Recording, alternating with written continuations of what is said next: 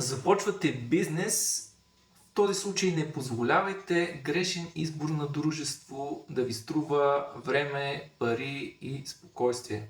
Регистрацията е лесна, но ако знаете какво да правите. Аз съм Станислав Йовков, адвокат от Пловдив и помагам на бизнеси и граждани по спорове и съдебни дела. Повечето предприемачи изпитват трудност при избор на типа дружество.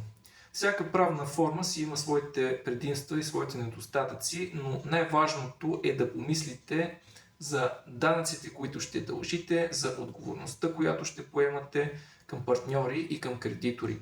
Към момента ООД и ЕООД са най-предпочитаните форми за стартиране на малък и среден бизнес в България, особено след намаляването на изискването за минимален капитал.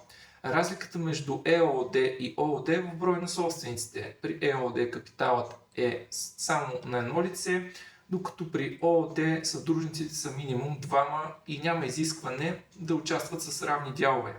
Регистрацията се извършва чрез подаване на заявление в Търговския регистър към Агенция по вписванията и необходимите документи включват бележка за внесен капитал от банка, съответно трябва да си отворите набирателна сметка, съгласие за управление, нотариално заверено на образец на подписа на управителя, учредителен акт или учредителен договор, учредителен протокол, решение за назначаване на управител, заявление, с което извършвате вписването А4, декларации по Закона за търговския регистър и Търговския закон, при необходимост заявление за запазване на фирма и също при необходимост лиценз или разрешение, ако съответната дейност го изисква.